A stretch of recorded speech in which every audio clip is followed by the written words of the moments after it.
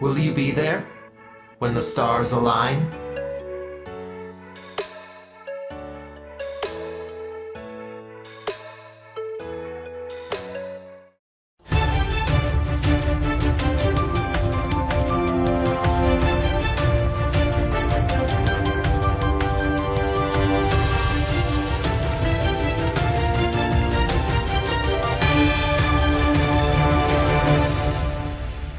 Hello everyone, welcome back to the TJOmega channel for day 1248 of our daily content grind. It is Monday, it is time for a news roundup, and today we have quite a bit. And despite how much news dropped at MegaCon, we still have a ton of other stuff in Transformers that we can look at, which includes updates from the things from MegaCon.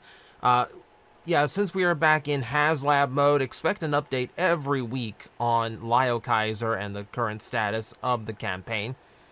So, as I am recording this, we are currently at a tidy 4,444 backers.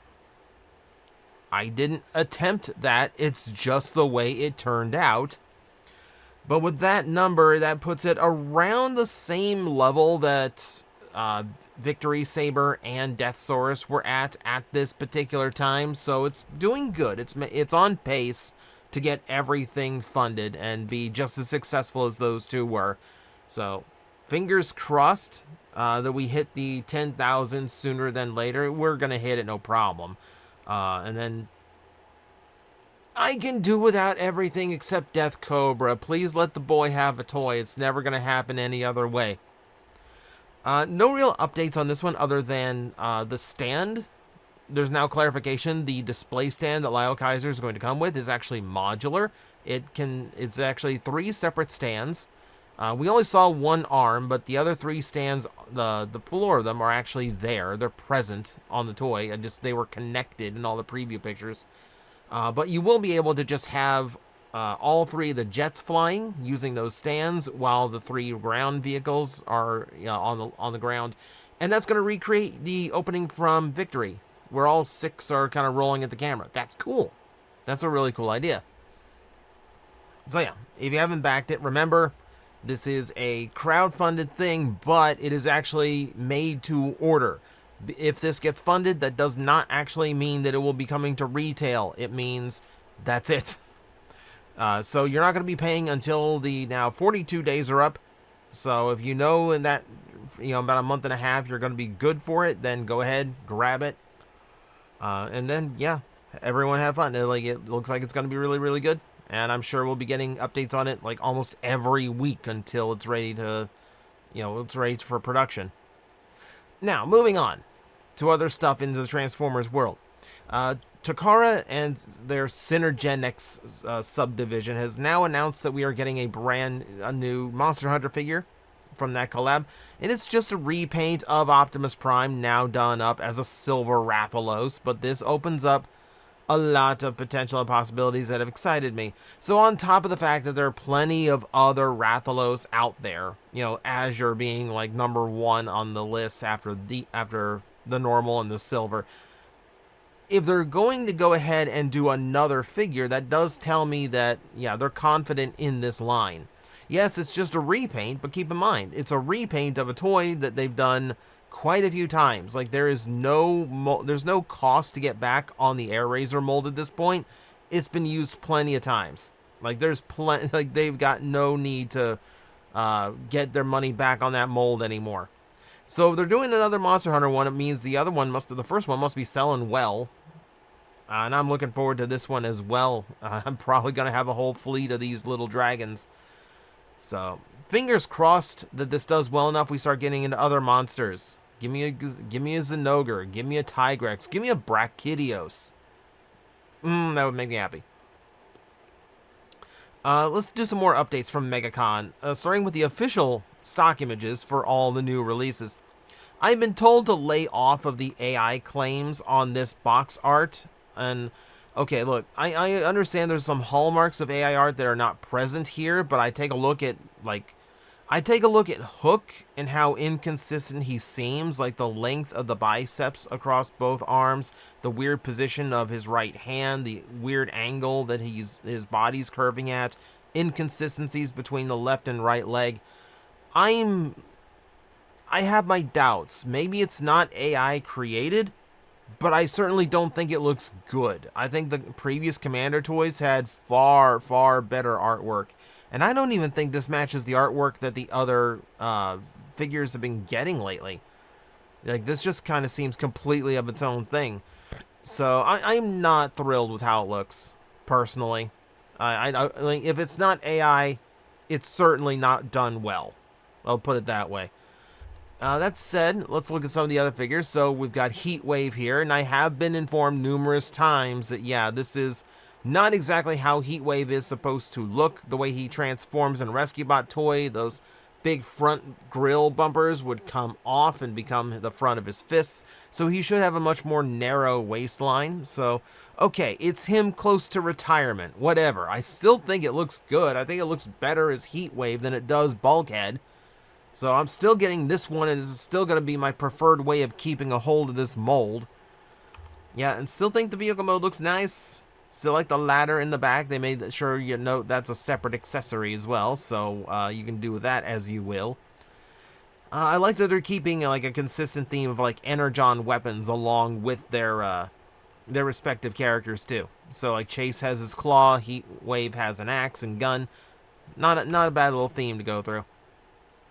It is weird seeing a very Rescue Bot style design in a very up-to-date, serious packaging like Age of the Primes. That kind of amuses me. Looks good, though. Does look good. Skybite's absolutely, like, the king of these new announcements. Like, oh my god, he looks so good. I love how this toy is turning out. The show model had the plastic look a little bit purple. It's a much richer and deeper blue in these shots, and in the shots we're about to see because the new Voyagers have behind-the-scenes photos too. But yeah, he's still looking amazing. Absolutely love what they've done with him. He is looking so good, and I love how functional and playable the Shark mode's going to be. That's such a refreshing change from the last two Skybites. One of the other things they did confirm is the fact that his launcher weapon actually does hide inside of the top of his mouth or to the bottom of his jaw if you want it to actually be used in Shark mode. So cool that they thought of having like two different ways of storing it in the Beast mode. Alright, and then we get to the Constructicons. I think I like how these guys look overall. There's a little bit of oddity to them. Like Hook, I think, looks a little bit spindly compared to the others. And again, you know, they kind of had to just kind of make up something for the legs. That's the weird thing about that Hook design, is that it's trying to do animation accurate legs by showing them to be like all silver all the way down. But like the original toy had like the front of the crane flip forward and become the lower legs. So they should be green to be toy accurate. So it's not really accomplishing either. It's just kind of doing its own thing here, which I guess in service of creating the actual final combiner, okay, that's fine. Let's be honest, most of us aren't going to keep them in individual Constructicon forms on the shelves anyway. We're going to combine Devastator, and he's going to live like that forever. Let's see, vehicle modes still look good. They showed off what you can combine out of the Commander class, and I think this is hysterical, number one, because Devastator looks so grumpy without his limbs. But I also think it's funny because if you take a look at the trailer, you see he actually does have the wings. And if I remember the shots from the floor right, I thought he had the gun, the centerpiece too. So it's just kind of weird that we don't actually get to see the big, like the chest piece on this one.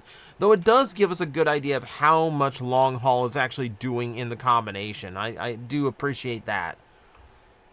Let's see, yeah, let's see, what else do we have here? Maybe it doesn't come with, maybe that piece comes with somebody else, which would be weird. Well. So those are your stock images for this. We do have a few more, and this goes over to the Hearts of Steel figures. I still love the idea of timelines, like the idea that we're going to take the main 4 characters of this franchise and drop them into other time periods.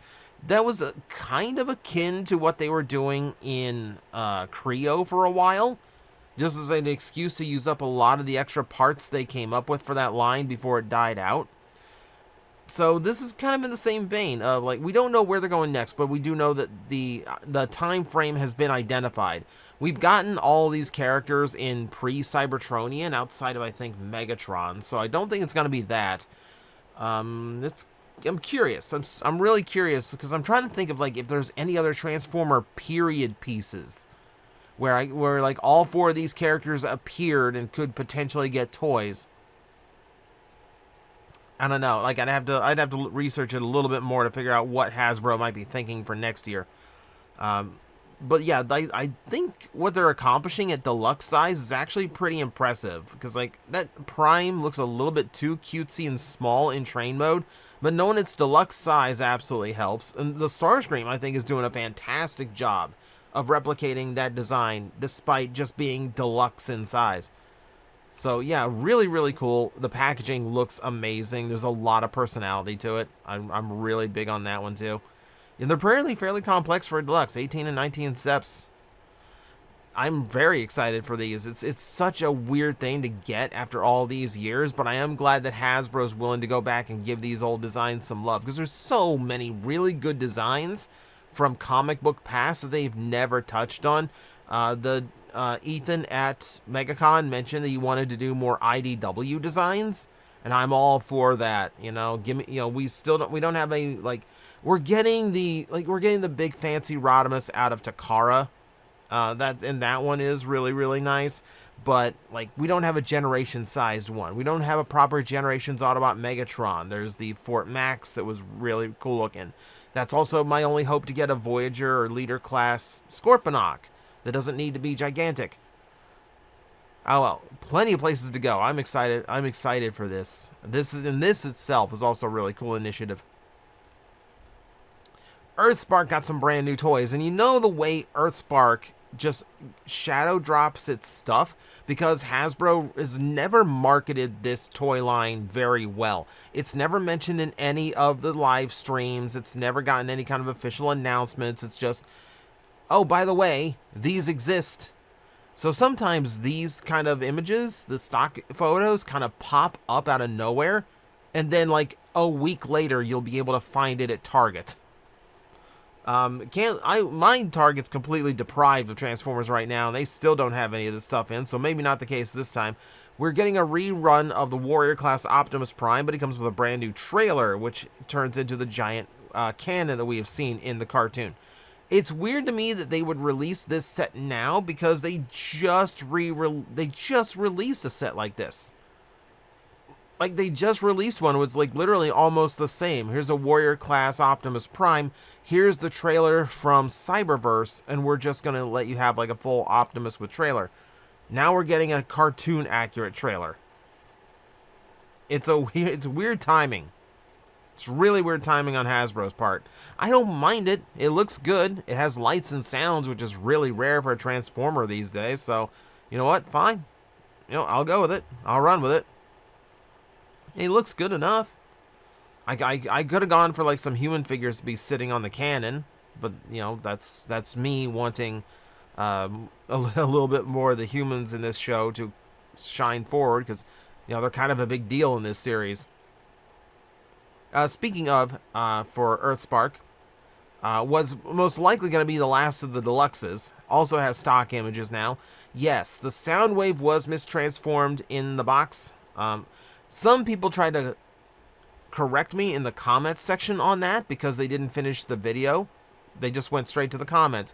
Always make sure the person in the video finishes speaking about a topic before you rush to correct them. Because I did mention, like, afterwards, like, I did mention it looked like the legs were rotated in order to fit in the box, which is the case here. Soundwave looks really, really good. This is a really good rendition of that Soundwave. It does mean all that wing junk is going to stick out the back of his legs a lot, but I'm not going to care, because this looks really, really good.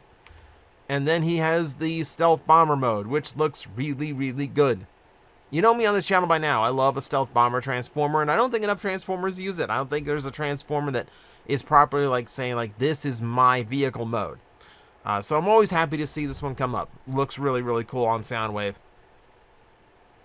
Yeah, he just looks really, really solid. It looks like a really nice deluxe Earthspark design or otherwise. I don't care what you say about the show. That's a good-looking robot. That's a good-looking toy. And we're also getting hashtag as well. This is a different mold. I did take another look at the Warrior class figure, the Takara one as well. There is definite molding changes. I didn't look deep enough to know if this is like a retool of the Warrior the same way they did Thrash. But it is definitely a different figure, so I'm going to go with that. And it looks good enough. I do like the overall color that they went with. And I do like the overall look of the toy. I really like hashtag, so good to actually get a solid toy of her. I'm going to point your eyes to the shape of her biceps. Why are they curving outward like that? I genuinely do not understand why. Now, typically when they make designs like this is a indication that something in the transformation required her to have them shaped like that in order to fit everything properly. But typically in a higher budgeted toy, there would be a double hinge or something in order to compensate for that. So she didn't have this like weird, like broken arm look to her. So there's a negative. There is a negative to this that I'm really, really not a fan of. I'm hoping those shoulder pieces can rotate down. It looks like they can, so that those arm curves can meet the top of her bumper, and that will like make it look a lot straighter when it's on display. I can see the side of the box, and it looks like that might be the case in how she's posed. There, it's hard to see. But it does look better than it does right now. We'll put it that way. Hopefully that's not as bad in person as it looks in this photo. Hopefully. Okay, here's your behind-the-scenes photos for our new Age of the Primes Voyagers. Nothing really extreme or special was said in like the description blurbs here. Other than noting that they intentionally left a faction symbol off of the chest. Okay, sure. And I think that's it. The only real thing they mentioned about Skybite is that the shoulder kibble is removable. From here, it does look like it's 5mm posts that are holding it in place. And really beyond that, it's just showing off what the shark can do. He does have a really nice range of articulation, you can see there. Yeah, and the fins are also like pinned in, so you can also rotate those. That's cool to see. Yeah, it's just a really functioning shark mode. And then, yeah, then here you go. Like, there he is without his shoulder armor on. Mark having some fun. This is the shot that really surprised me. Because, like, I figured with the higher paint budget Skybite would require, I figured he would have taken a hit in size. But he looks comparable to the last Skybite we got. Which is kind of impressive, because that was a thrilling 30 figure. Like, 10 years apart. And it really doesn't look like the new Skybite is sacrificing compared to the old Skybite. That's a really cool thing. I'm really, really happy about that. Also, I want to point out. Hang on, let me see. I need a good shot. Yeah, I was gonna say, okay, I was gonna say it looked like the back fin was the same as the one on his head, because I couldn't see the silver. It's just the angle. Yeah, I'm still saying, like, this might be my most anticipated figure from Age of the Primes. I think it looks so good. I think he looks like such a fun figure. Looking forward to that. And then, yeah, we have Heatwave. There's not a whole lot more to say about Heatwave that I didn't already get off my chest before. Apparently, it was very intentional to make the ladder a separate accessory piece, so you had a little bit more of like a prop piece to use. You know, and yeah, looking really, really good with Chase too. So now you gotta get Boulder and Blades in, right? So we still have to figure out how to get the rest of the main cast in, and then we can talk about the others. But for now, it's cool that they didn't just leave that as a one-off experiment. And with Hasbro kind of insistent on completing sets, I really wouldn't be surprised if they didn't at least do the rest of the main rescue bots at some point. Alright, straight out of Wonderfest, we got something from Flame Toys. This is Kurokara Kuri Rodimus, the Lost Light version. So remember, in the books, in the comic books, this was Rodimus painting himself as a promise to kill the traitor, which was Getaway. And that's just is kind of IDW's excuse to actually utilize the black Rodimus color scheme, which very rarely comes up in fiction. It's hard to work this in, but it does look really, really good. It looks incredible on this one. Now I really kind of hope that the, oh, and now I remember the name. I hope the fancy one from Takara gets repainted into this, because that would look amazing. Expensive figure. Don't know if I would double dip, but I would sure point at it and go, ooh, pretty. Yeah, but this is, ooh, pretty. Yeah, yeah. Oh, well, yeah, and then we show off the Cyclonus that's on the way. If they do tailgate, I'm done. If they do a tailgate to go with this, I'm done. Oof. Yeah, like Lost Light Cyclonus is so good. I'm really, really happy they're continuing these. Yeah, it's just really, it's just, they do good work. I wish I could afford their stuff, but they do good work. So, this is Good Smile, the company that brings you Figma and Nendoroids. They have decided they're going to do a bust of Optimus Prime, which looks like he's had a very unfortunate accident or a bad run-in with Constructicons. Looks good. Not a whole lot of information on this. No size, no price, no date. Just literally them just going, hey, we're going to make this. And that's kind of it. So I don't really have anything to explain or elaborate on. It's just a Prime bust. Enjoy it when it comes out. Something else from Wonderfest. You'll recall someone was putting out these rat traps. Well, here is one in full painted color. These are resin kits that were produced for the show. And there it is, unassembled and unpainted. So if you don't recall, if you weren't here for me to explain it last time, what you can do with Wonderfest is you can get a 1-day license from Takara to release one of their characters as a garage kit. So literally you can just have like 100 resin prints of a particular character or like simple action figures. I think in the past even some transformables. And as long as you have a license, you can sell it at the convention for 1 day and 1 day only. So this is an official piece technically. It's a super weird one, but yeah, it's a thing. It's cool if you just kind of want that rat trap, just like looking very rat trap, somewhere on your shelf or desk. It's a cute little take on him. Another update from Eternal War, we get to see their look at Jazz. Eternal War is weird in that they're using a lot of random different designs from Transformers in order to fill out their cast, but Jazz looks fairly unique to the game. There's kibble where I'm not used to seeing it. Like the backside of his vehicle seems to have a lot more like a heel spur to it, which is not normal.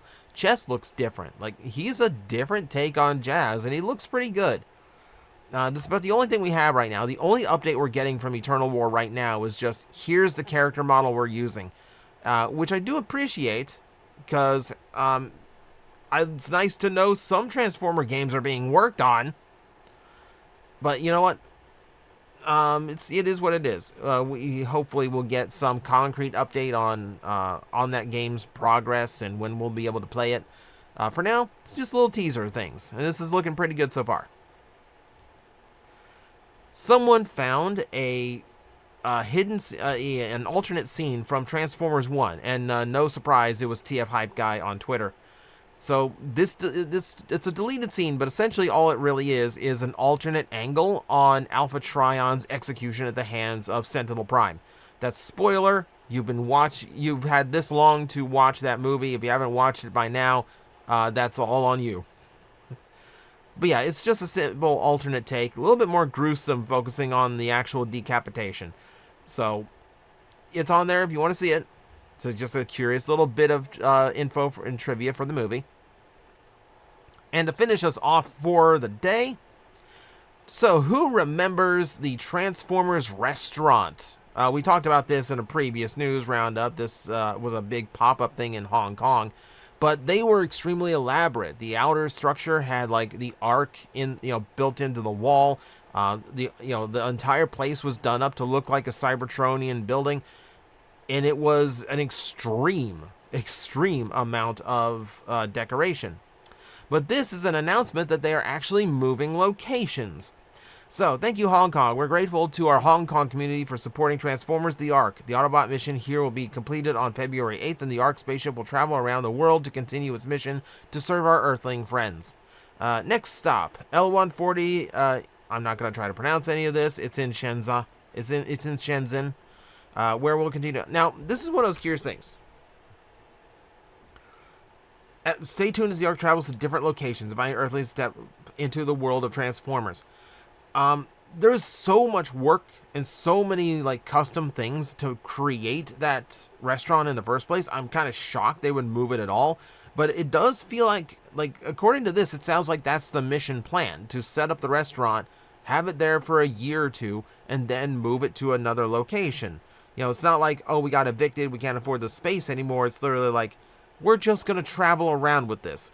And they say the world, but they're right now not really leaving that region of Asia. And I can only hope that at some point someone in charge of this, like maybe it does well enough that like maybe they put it in Orlando. If they did, I will absolutely make the drive to go do this. But for now, it is what it is. It's going to be curious just where, what the new location is going to look like. Is it going to be just as elaborate, or are they going to tone it back? And if it goes anywhere else, if it makes it outside of Asia or whatever, I'm very, very curious. But that is going to do it for our news roundup for the day. It's a lot to talk about. We had a major reveal week, so yeah, kind of no surprise. But there we go. That's all your news. Thank you very much for watching. I will see you next time. The day is getting closer. My journey is almost over. And when it is, our journey begins. The question is, when the stars align, will you be there?